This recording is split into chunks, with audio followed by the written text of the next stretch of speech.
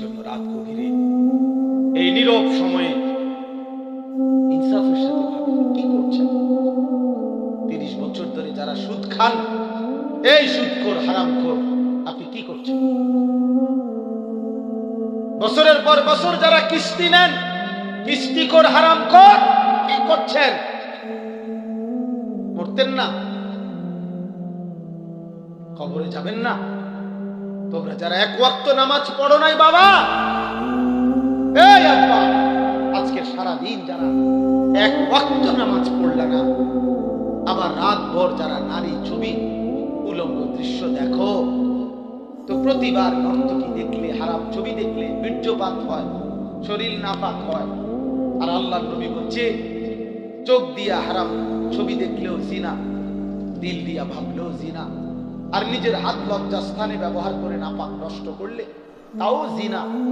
আর আল্লাহর নবী বলছে, এই জিনাকারী, ব্যভিচারী, মালউন, অভিশপ্ত।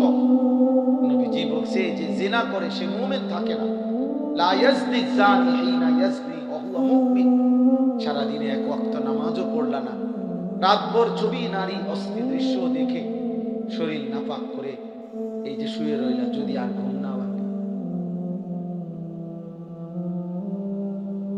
এই রাত যদি আর ভোর না হয়,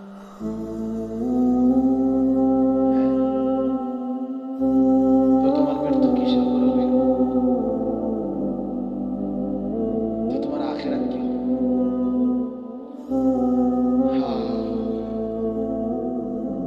আমার একজন আপনজনের, উনি ভালো মানুষ ছিলেন, কিন্তু এই রাত্রিবেলা দরজা বন্ধ কইরা, লাইট বন্ধ কইরা স্বাভাবিকভাবে ঘুমাইছেন। সকালবেলা দরজা খুইলা ভাঙ্গা দেখছে ঘুমের মধ্যে এমনি ছাড়াও কোনদিন কোন দুশ্মনের আঘাতে, মিজাইলে, এরকম কত ফিলিস্তিনি বাচ্চা, কত বাচ্চা, গাজার মা, গাজার বোন, কত ইমানদার ঘুমের মধ্যে আঘাতে, নিজের আঘাতে উড়ে যায় না। কথা বলেন,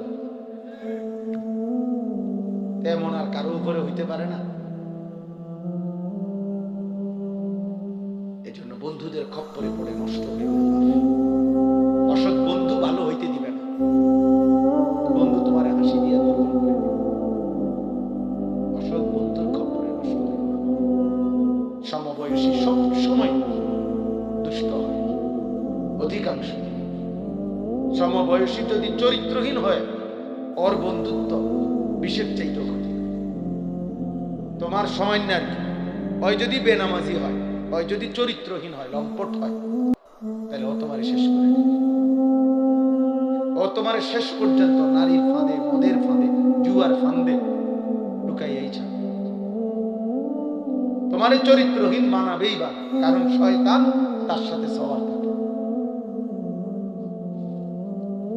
এজন্য কোরআনুল কারীমের মধ্যে আছে একেবারে স্পষ্ট, কোরআন শরীফের আয়াত, কিয়ামতের দিন নাফরমান পাপী নিজের আঙ্গুল নিজের দাঁত দিয়ে এরকম কামড়াইতে কামড়াইতে বলবে, ইয়া লাইতানি লাম আত্তাখিজ ফুলানান খালিলা, হায় আফসোস, আমি যদি তাকে বন্ধু না বানাইতাম, যে আমাকে বন্ধু হতে দিছে, যে আমাকে অসৎ রাস্তা দিছে।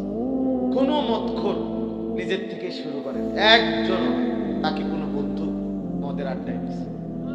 কোন জুয়ারি, যারা জুয়া খায়, জুয়া খেলে অনলাইনে, এখন অনেক যুবক মোবাইলে জুয়া খেলে,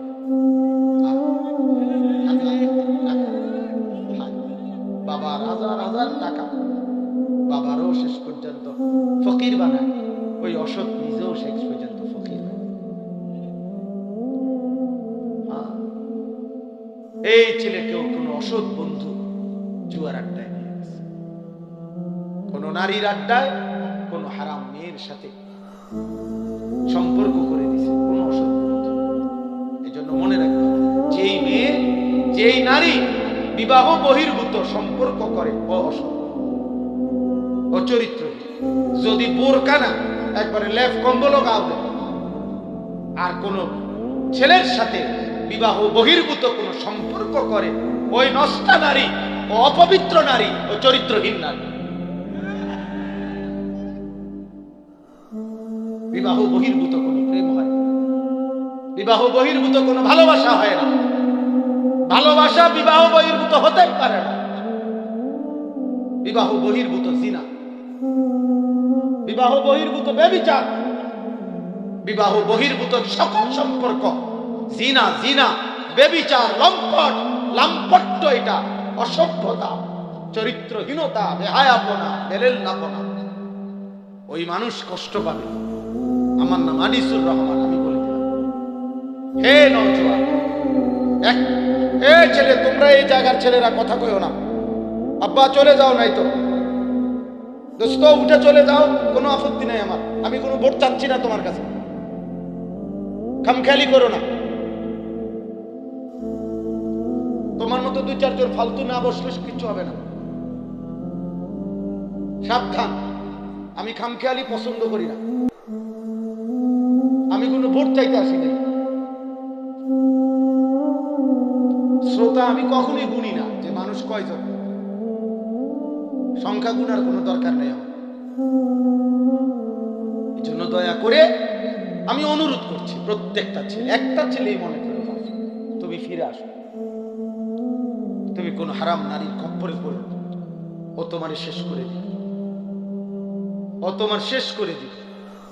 এই পৃথিবীতে কখনোই কখনোই এই পৃথিবীতে হারাম সম্পর্কের পরে ওই বিবাহিত সম্পর্ক সুখের হয় না, পৃথিবীর ইতিহাসে নাই। হয়তো সুন্দরী রূপসী, পরমা সুন্দরী রূপসী নর্তকী নায়িকা, তার কেন 10 বার বিয়ে হয়? বেডির সমস্যা কি? তার বেডির সমস্যাটা কি? এ বুড়িকা বছরের এই মাথায় মাথায় বিয়ে করে, বলো না ভাই, বেডির সমস্যা কি? বুঝা গেল ঠিক ঠকায়।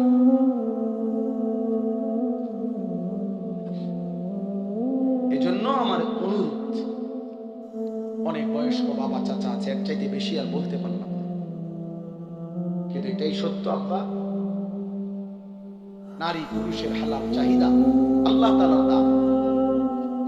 এই নিয়ামত যদি না থাকতো, নারী পুরুষের স্বাভাবিক হালাল চাহিদা, তো মানব প্রজন্ম তো আসতো।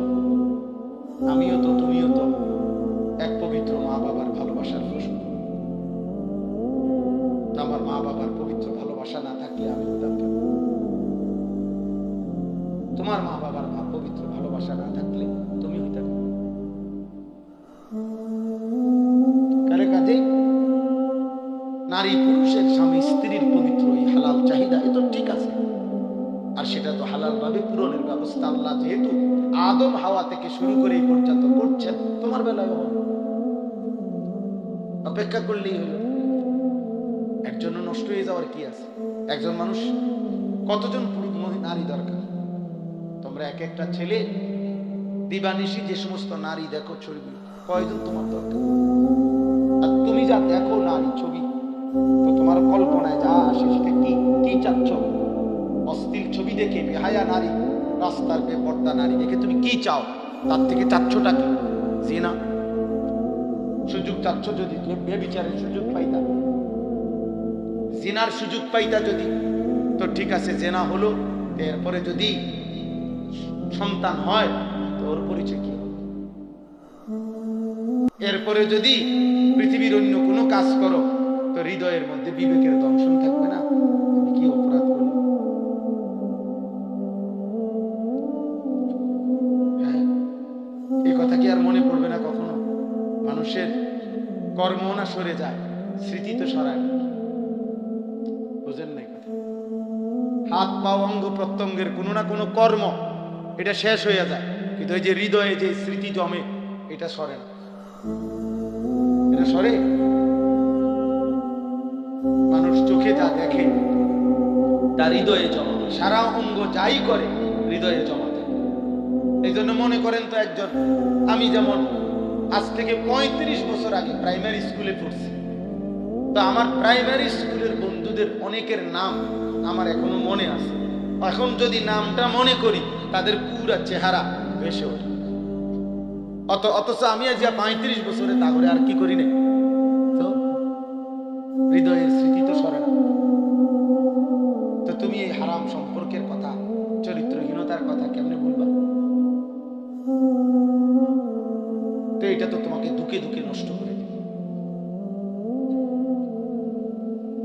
অতএব ফিরতে হবে,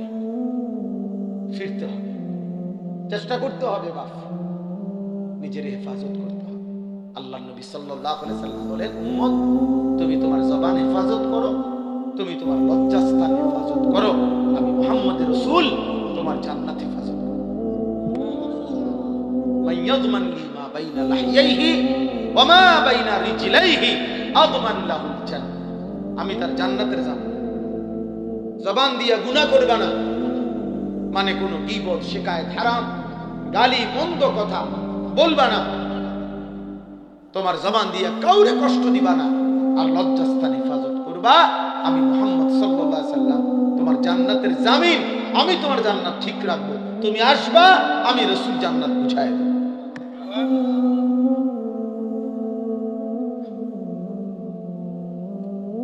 আল্লাহ তাআলা আমাদেরকে তৌফিক দান করেন। বাবারা, আপনাদের সন্তানদের উপর আপনারা রহম করেন, আপনাদের ছেলে মেয়ের দিকে আরেকটু যত্ন বাড়ান। 14 বছরের ছেলেটা দিন রাত মোবাইলটা দিয়ে কি করে, আপনি যে কথা বলেন তার সাথে পড়ালেখার কাজে লাগে? এসএসসি পরীক্ষা ছেলেটা রাত 12টার পর থেকে সকাল পর্যন্ত কি করে? ওই সময় মোবাইলটা আলাদা করেন, পরে জিজ্ঞাসা করেন যে বাবা রাত 12টার পর থেকে সকাল 8টা পর্যন্ত স্কুলের কি কাজ? আপনি সিরা খান, আপনি বোঝেন না? হ্যাঁ, সবই বোঝেন। আসল কথা হলো উনি সিদ্ধান্ত নিছে ফুত আমার আখিরাতের জন্য, ফুত হলো আমার পয়সা কামানোর এটিএম বুথ। একটু গাছে গোড়া হইলে বিদেশ পাঠাই দেব, টিয়া পাঠাইব, বিল্ডিং হইব, জমি কিনব, তার চাচায় জমি বেছে, জ্যাঠায় জমি বেছে, সবসময় টেহা মিল না রাখলে অন্য মানুষের কাছে চালাই দেব। বুঝেন নাই? লুভি লুভি লুভি। পড়লে পড়, না পড়লে বিদেশ যা, না পড়লে কিতা করবি ক, একটা লাইন ফাইন কর, মানে টাকা, মানে হলো কি টাকা, সম্পদ, দুনিয়া। তো শুধু দুনিয়া না বুঝাইলেন, ছেলে মেয়ে, বউ বাচ্চা, নাতি নাতনি দিয়া দালান, বিল্ডিং, ঘর বাড়ি, পরিবারের এই টাকা পয়সার না বুঝ দিলেন, আখিরাত পেয়ে গেলেন, পরকাল পেয়ে গেলেন। অতএব বুঝা পড়া। যদি বলেন না হুজুর বিদেশ আমি দুনিয়ার জন্য পাঠাই নাই, আখিরাতের জন্য পাঠাইছি, তো ও আপনি দেখেন নাই আজকে 16 বছর বয়সে এক ওয়াক্ত নামাজ পড়ে না, ওর সাথে যে কোনো বুঝাপড়া করলেন না। কথা বলেন, আমরা সিরা খাই, আমরা বুঝি না। মনে রাখবেন, আমার বাবা রাগ হবেন না, হিসাব আমার কাছে দিলে হবে না। আমার লগে জোড়াতালি কথা কবেন, মসজিদের ইমাম সাহেবরে একটা তেল জাল দিয়ে বুঝাই নেবেন, আখেরাত কি ইমাম সাহেবই হিসাব নিব? কথা বলে না, বিচার করবে ইমাম সাহেব, খতিব সাহেব, এই বক্তা কে? উনারে কেমনে বলবেন? আমনে বুঝাই, উনারে কেমনে বুঝবি? দুনিয়াবি কথা, এই সামান্য 900 কথা। অনেক বয়স্ক লোক আছে, হ্যাঁ হুজুর বন্ধ, বালা বালা কথা বুঝি তো, কইলে তো বালা ছিল, মানলে তো বালা ছিল, হ্যাঁ মানলে পারি না, আসলে কিতা করতাম, যা ঝামেলা করে বেশি বেজাল। থাক, কিছু মনে করেন না, আলাপ করেন আপনি মস্কারি। হ্যাঁ, আখেরাত আপনি মস্কারি মনে করছেন চাচা? আপনি ইমাম সাহেব আর ফেরেশতা এক কথা মনে করছে? কি ভাবছেন আখিরাত? আখিরাত এত মামুলি? আমার শায়েখ বলেন, আল্লামা মুফতি মুশতাক নবী কাসিম হুজুর সবসময় এটা বলেন যে রে বাপ, আখিরাত হাসরের মাঠ, এটা মামুল বাড়ি না, এটা ফুটবল খেলার মাঠ না বাপ। ১৬ লক্ষ নবী যে মাঠের ভয়ে কাঁদছেন দিবানিশি, ওই মাঠের নাম হাসরের মাঠ। সমস্ত আউলিয়া, সাহাবা, বুজুর্গ, উলামা, আতকিয়া যুগে যুগে আল্লাহর যত প্রিয় বান্দা ছিল, চোখের পানি ফেলেই প্রিয় বান্দা হয়েছে। আল্লাহর যত নেক বান্দা ছিল, রাতের অন্ধকারে একাকী কাঁইদা কাঁইদাই আল্লাহর প্রিয় বান্দা, যে মাওলা আমার আখিরাতে কি হবে, আমার আখিরাতে কি? হযরত সালমান ফারসি তাফসীরের মধ্যে আছে, আল্লাহ তাআলা যেদিন কোরআনের আয়াত নাযিল করছেন, ওয়াকুদুহান নাস ওয়াল হিজারা, জাহান্নামের আগুনের লাকড়ি হবে মাটি এবং পাথর, মানুষ এবং পাথর, এই মানুষ হবে লাকড়ি। এই আয়াত যেদিন নাজিল হয়েছে তাফসীরে আছে হযরত সালমান ফারসি 3 দিন লাগাতার কাঁদছে আর এক কথাই বলছে, মাওলা আমি যদি জাহান্নামের লাকড়ি হই আমি কেমনে জ্বলবো, আমার কি হবে, আমার কি হবে, আমার কি হবে।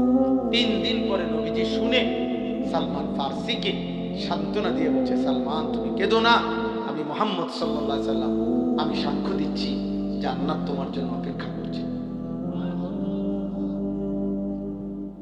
এই ছিল সাহাবাদের আখিরাত। অতএব সবাই ভাবে, অভিভাবক যারা আছেন একটু সচেতন। আমরা মুসলিম অভিভাবক, আপনি শুধু বাবা মা না, আপনি মুসলমান মা বাবা। মুসলিম মা বাবার দায়িত্ব ঈমান, আমল, আখলাক, বিবি বাচ্চার চরিত্র। আপনি কাঁদেন, আপনি ফজরের নামাজের সময় দাঁড়ায় থাকেন, আপনার স্ত্রীকে উঠান, আপনার ছেলে মেয়েকে উঠান, প্রয়োজনে পানির ছিটা ফাটা দেন, প্রয়োজনে যুদ্ধ করেন, প্রয়োজনে কষ্ট করেন, গালি শুনেন, ধমক শুনেন। বাচ্চা নারাজ হবে, কি হয়েছে নারাজ হবে?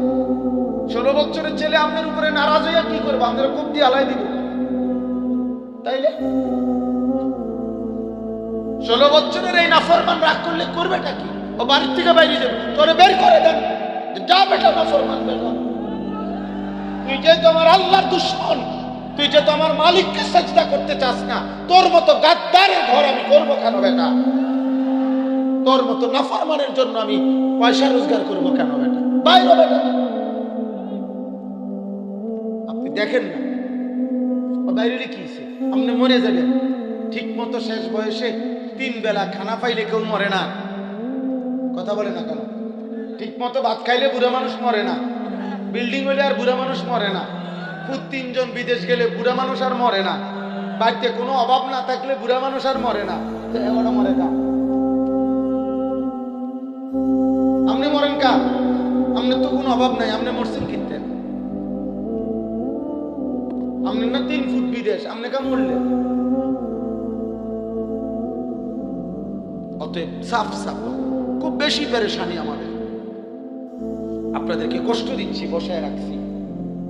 আমার বাবা পেরেশানিটা বেশি। সারা পৃথিবী জুড়ে, সারা দেশ জুড়ে, প্রতি ইঞ্চি মাটিতে ঈমান ইসলামের বিরুদ্ধে, মুসলিম কিশোর যুবক, মুসলিম সম্প্রদায়ের বিরুদ্ধে সকল ধর্মাবলম্বীরা, বিধর্মীরা প্রতিনিয়ত সর্বোচ্চ রকমের ষড়যন্ত্র করছে। তারা জানেন না, পাগল হয়ে গেছে, বেঈমান। মুসলমানের শেষ ইজ্জত, আব্রু, ধর্ম, সম্ভ্রম, আরে শরীরটা তো থাকবে রে বাপ, কিন্তু যদি ঈমান, ইসলাম, আখলাক, চরিত্র, মায়ের সম্ভ্রম, বোনের ইজ্জত, মেয়ের সম্ভ্রম যদি না থাকে, আমার মা, আমার বোন, আমার আমাদের মহল্লার মহিলারা, মায়েরা, বোনেরা যদি তাদের সম্ভ্রমই নষ্ট হয়ে যায়, তাদের পর্দা পুশিদাই যদি উঠে যায়, আমাদের ছেলেরা শত শত হাজার হাজার যুবক যদি নামাজে না পড়ে, আমাদের ইসলাম থাকলো কি? আমরা মুসলিম পরিচয় দিয়ে হলোটা কি? আমাদের দুটা বাদখানা, দুনিয়া ভোগ করা। তাহলে এই জন্য আমরা বারবার অস্থিরতা প্রকাশ করছি। অভিভাবক শ্রেণী, আপনারা বুঝতে চান, আপনাদের মেয়েদেরকে বুঝান। কোন মেয়ে যখন বেপর্দা হয়, মনে রাখবেন, ও নিজেকে ছোট করে। ও আসলে বাস্তব কথা এটা।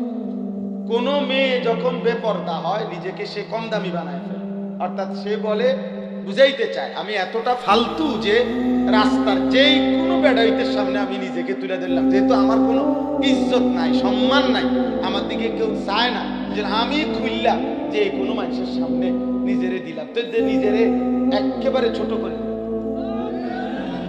আত্মমর্যাদা সম্পূর্ণ নারী তো বলবে, আমি তো পর্দার আড়ালেই থাকবো, আমি তো আড়ালেই গোপনেই থাকবো, তুমি মন চাইলে ফ্যামিলির কাছে প্রস্তাব নিয়ে আসো,